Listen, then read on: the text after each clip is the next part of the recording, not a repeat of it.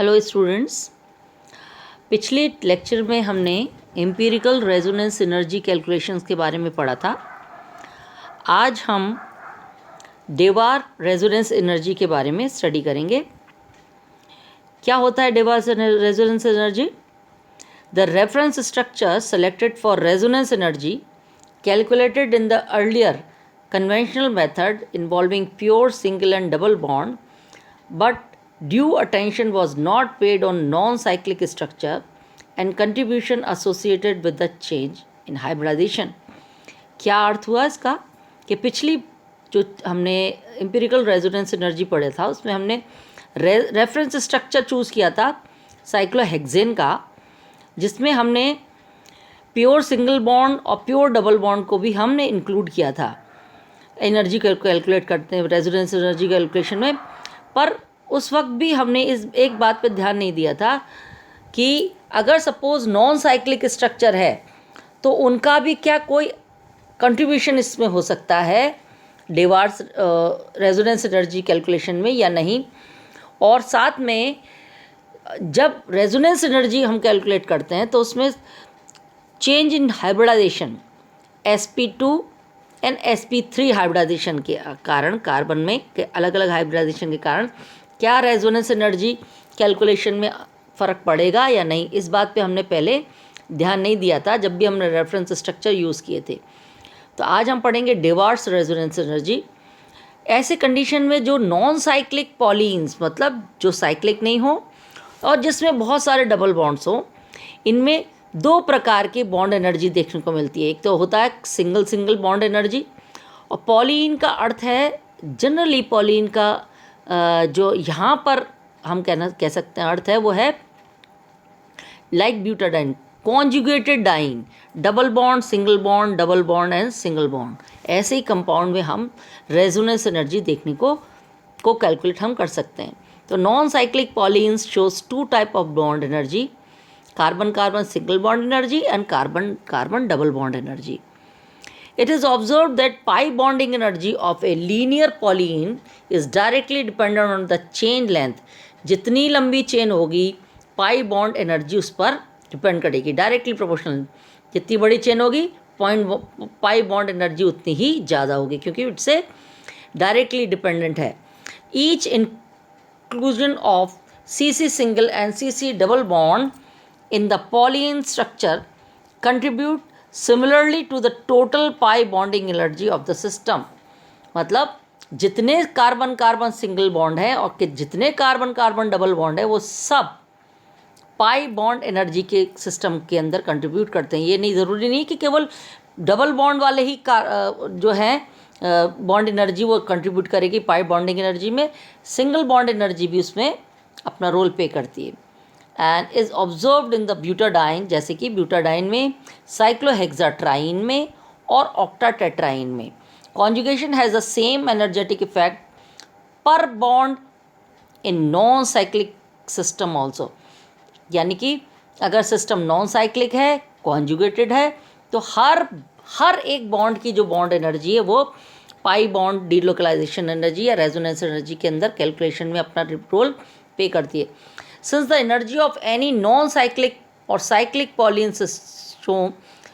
shown the additive property, which means that energy of any non-cyclic or cyclic polyenes can be known by adding the individual energy terms depending on the type of bond present। उनका कहना है चाहे resonance energy हम cyclic structure के लिए calculate करें या non cyclic पॉलीन्स के रूप में हम उसको कैलकुलेट करें, वो कहते हैं additive property which means that the energy of any non cyclic और cyclic polyenes can be known by adding the individual. यानी हर कार्बन कार्बन सिंगल बॉन्ड और कार्बन कार्बन डबल बॉन्ड की एनर्जी, इंडिविजुअल एनर्जी टर्म्स जो हैं वो role play करती हैं जब भी हम रेजोनेंस एनर्जी कैलकुलेट करते हैं। Hence the reference pi bonding energy for cyclic or non-cyclic can be estimated easily। इसलिए हम आसानी से चाहे साइक्लिक स्ट्रक्चर हो चाहे वो नॉन साइक्लिक स्ट्रक्चर हो, उसके लिए हम पाई बॉन्ड एनर्जी कैलकुलेट कर सकते हैं। It is observed that the cyclic structure shows more stability as consequence of additional contribution due to the total delocalization. अब साइक्लिक और नॉन साइक्लिक सिस्टम बस डिफरेंस ये है कि साइक्लिक सिस्टम में हम देखते हैं due to the presence of delocalization pi bond energy जो है वो एडिटिव उसका कंट्रीब्यूशन थोड़ा सा बढ़ जाता है और स्टेबिलिटी भी बढ़ जाती है.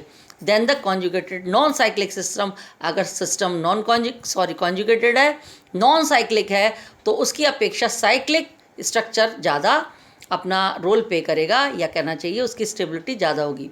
This is termed as Dewar's resonance energy and it is expressed as DRE. Dewar's energy को हम एक्सप्रेस कैसे करेंगे? DRE equals to E minus E0. What is E?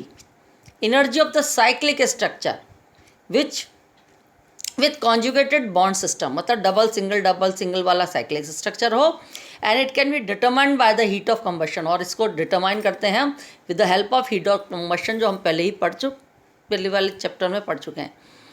E0 means bond energy of reference structure selected appropriate to the non aromatic system. मतलब ऐसा reference structure जो कि non aromatic है और उसको हम इसके साथ कंपेयर कर सकते हैं एज ए रेफरेंस कंपाउंड.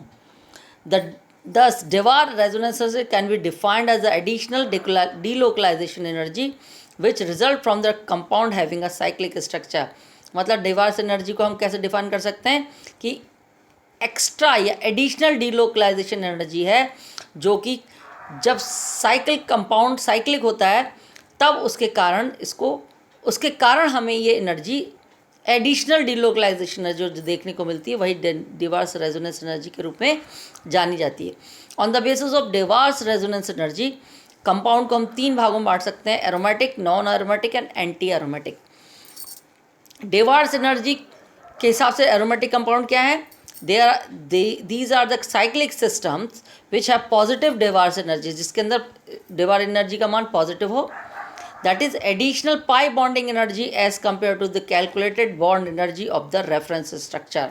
मतलब ऐसा पाई एरोमेटिक सिस्टम में ऑब्वियसली कॉन्जुगेशन होगा, साइक्लिक है, रेजोनेंस होगा, और इसीलिए एडिशनल पाई बॉन्डिंग एनर्जी जो है वो as compare to the calculated bond energy of the reference structure. जैसे साइक्लोहेक्सा ट्राइन के साथ अगर हम उसको बेंजीन को कंपेयर करें तो उसमें एक्स्ट्रा पाई बॉन्डिंग एनर्जी देखने को मिलती है. For example benzene, pyridine, pyrrole and furan etcetera. Non aromatic compound ये वो कंपाउंड होते हैं जिनके लिए डेवार एनर्जी का मान लगभग 0 और मे बी 1 और 2 किलो कैलोरीज पर मोल पाया जाता है, पर साइक्लिक होते हैं सिस्टम. पर ये अगर नॉन एरोमेटिक है तो उनके लिए डेवार एनर्जी का मान, रेजोनेंस एनर्जी का मान 0 होगा. अगर डेवार एनर्जी का मान 0 तो हम कह सकते हैं कि कंपाउंड कैसा है? नॉन एरोमेटिक है. सिमिलरली थर्ड टाइप के कंपाउंड है anti aromatic compound. There are the cyclic compound which shows negative Dewar's energy, जिसके लिए डेवार एनर्जी का मान कितना हो? नेगेटिव हो. सम साइक्लिक सिस्टम जिसमें 4 पाई या 8 पाई इलेक्ट्रॉन सिस्टम है.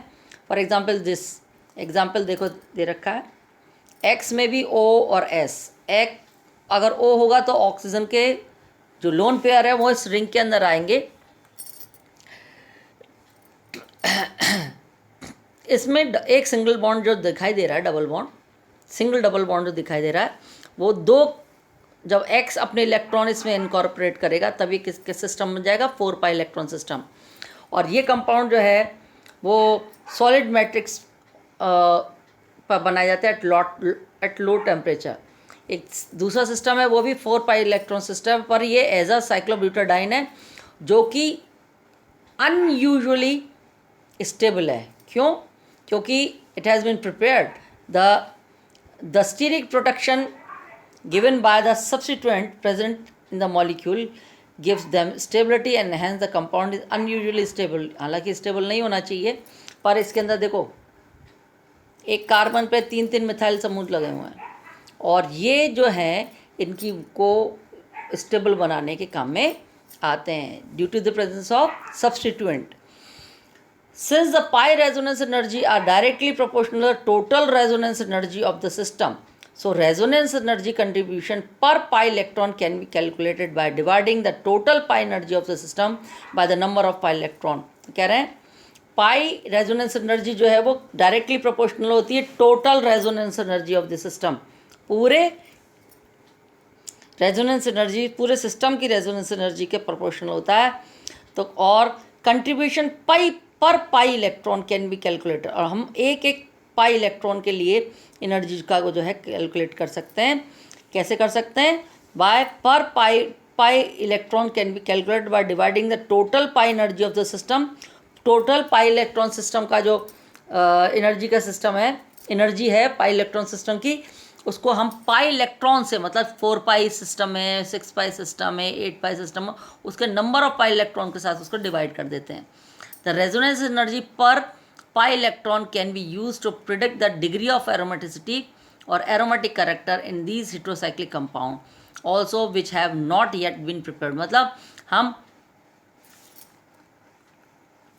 रेजोनेंस एनर्जी पर पाई इलेक्ट्रॉन को यूज़ कर सकते हैं कि कंपाउंड कितना एरोमेटिक है, या ऐसे कंपाउंड जो हेटेरोसाइक्लिक हैं या जिनको हमने अभी नहीं बनाया उसके लिए भी हम डिग्री ऑफ एरोमेटिसिटी पता कर सकते हैं।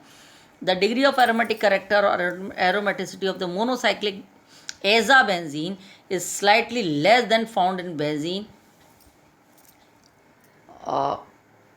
बेंजीन के कंपैरिजन में हम देखते हैं इनकी एज़ाबेंजीन की जो एरोमेटिक कैरेक्टर है वो थोड़ा सा कम होता है, found in benzene, and shows अ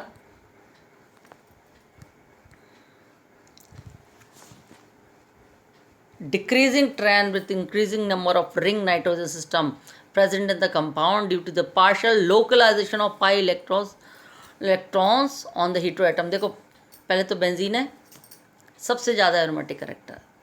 अगर हम पिरिडिन को देखें, एक नाइट्रोजन आ गया, it's okay, 3 pi electron system है, वो भी सही है, पर थोड़ा सा एरोमेटिसिटी कम क्यों हो गई? क्योंकि पाई nitrogen is electronegative.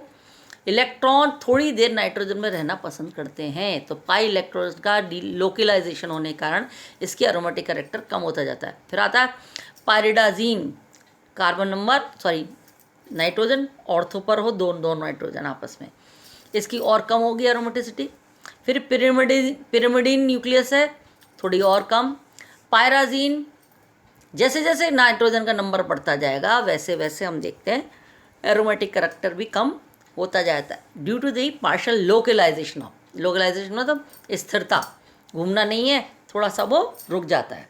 The degree of aromatic character of 5 membered monocyclic heterocyclic compound is less than that of benzene, and 5 membered heterocyclic compound with O as heteroatom exhibits less aromaticity due to the high electronegativity of oxygen, as degree of bond localization is related to the electronegativity of heteroatom present in the heterocyclic compound। एक शब्दों में 6 membered की अपेक्षा 5 membered compound जो होते हैं less aromatic होते हैं due to the presence of heteroatom. Heteroatom अगर ऑक्सीजन है, ज़्यादा इलेक्ट्रोनेगेटिव है, इलेक्ट्रॉन को अपने पास रखना चाहता है, इलेक्ट्रॉन को अपने पास खींच के रखेगा, लोकलाइजेशन हो जाएगा, डीलोकलाइजेशन नहीं होगा। डीलोकलाइजेशन नहीं होगा तो हमारा जो एरोमेटिक नेचर है वो कम होगा, और डीलोकलाइजेशन नहीं होगा तो उसका पाई इलेक्ट्रॉन बॉन्ड एनर्जी भी कम हो जाएगी।